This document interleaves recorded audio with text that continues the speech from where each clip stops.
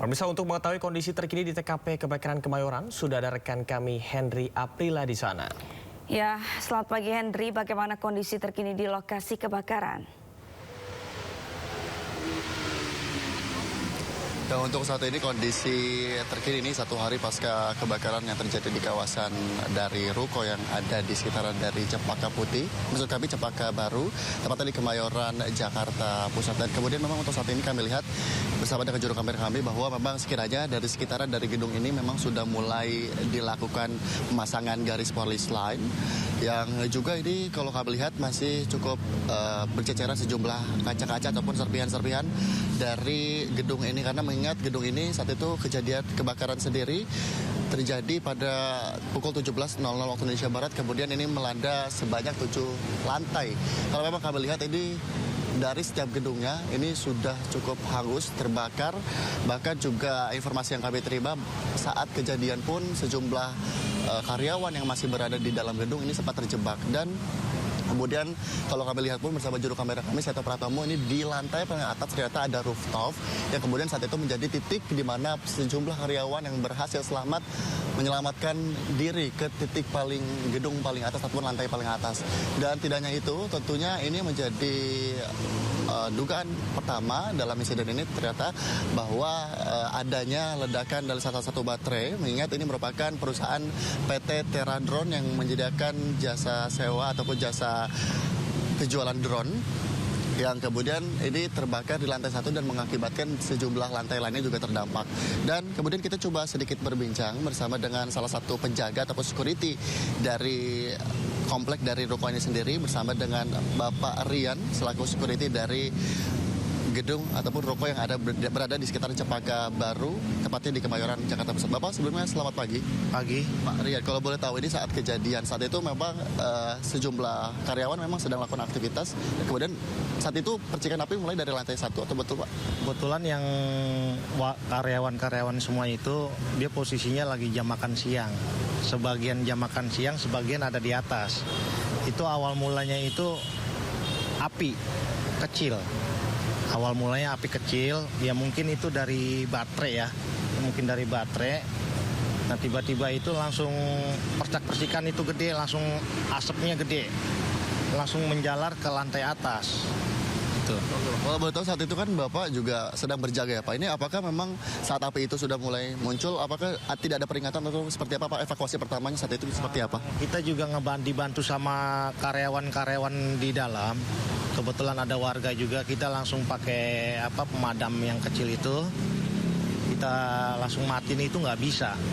Karena emang udah meluap banget gitu.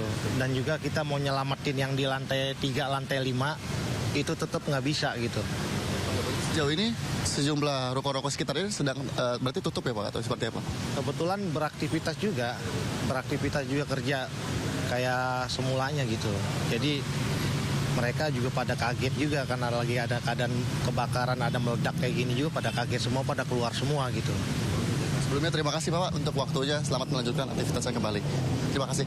Dan tentu Cabar dan juga pemirsa, tentu kalau memang informasi yang kami terima pun sejumlah korban, ini tercatat ada 22 korban yang terdampak dari insiden ini, dan kondisi korban yang ditemukan dan berhasil dievakuasi ini yang meninggal dunia tercatat ada 22 dan kemudian dalam kondisi utuh, dan disampaikan juga di Rumah Sakit Polri saat proses evakuasi dan penyelamatan dari sejumlah korban meninggal dunia ini juga ditemukan dalam kondisi utuh dan berhasil diidentifikasi. Dan juga tentunya tidak hanya itu, ini ada pun yang disampaikan oleh pihak dari pemerintah provinsi, jadi DKI Jakarta, yakni Pramono Anung, yang juga menyampaikan bahwa akan bertanggung jawab sepenuhnya atas pengobatan dan juga biaya dari sejumlah korban luka-luka maupun meninggal dunia. Dan tidak hanya itu, tentu juga yang ditekankan berkaitan dengan pengamanan ataupun standar keamanan dari gedung, karena mengingat kalau memang informasi yang kami terima dari gedung yang ada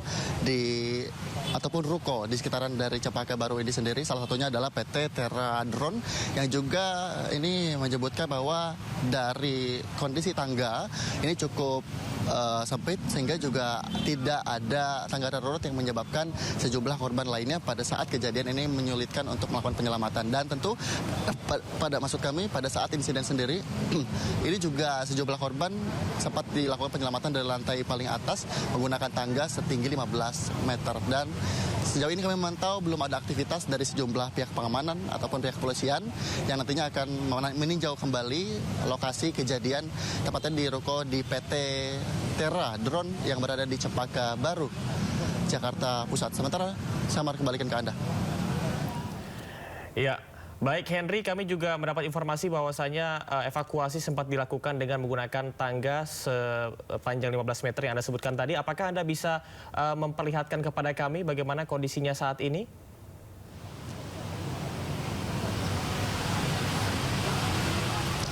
Untuk saat ini kami memantau di lokasi bersama juru kamera kami akan menunjukkan bagaimana kondisi saat itu, di mana memang ini kami berada di samping dari gedung ini, di mana kalau kami lihat ini tidak terlihat jelas dari sisi kami saat ini, namun yang pasti bahwa tangga itu diturunkan di samping dari gedung ini untuk melakukan proses evakuasi.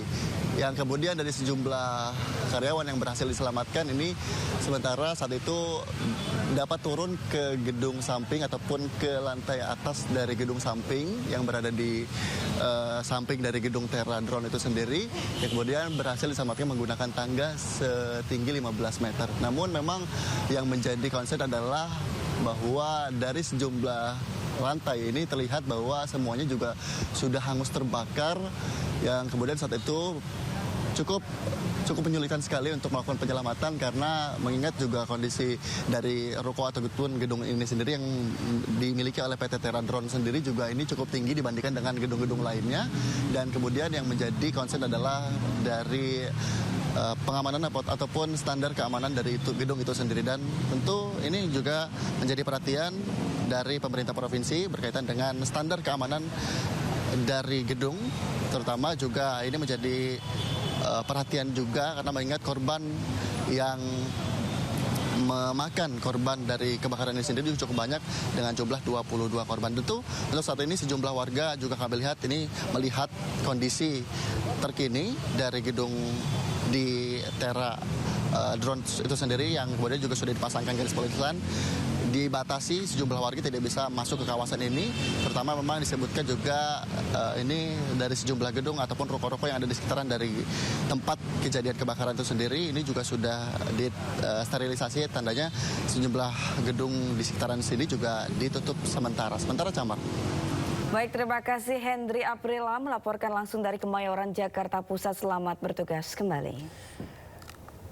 Ya, dan pemirsa berikut daftar 22 korban meninggal dalam kebakaran di gedung kantor Terra Drone Jakarta.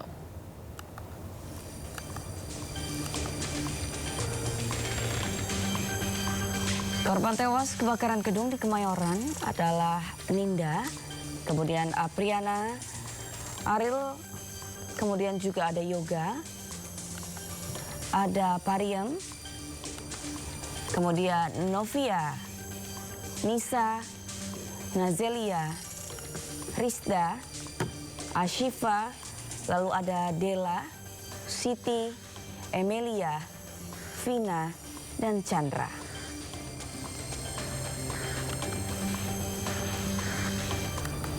Kemudian yang ke-16 ada Tasya, 17 ada Sandy, 18 Raihan, 19 Cynthia, 20 Rosdiana, 21 Ihsanul Mirza, dan 22 belum tercatat hingga pukul 16.40 waktu Indonesia Barat.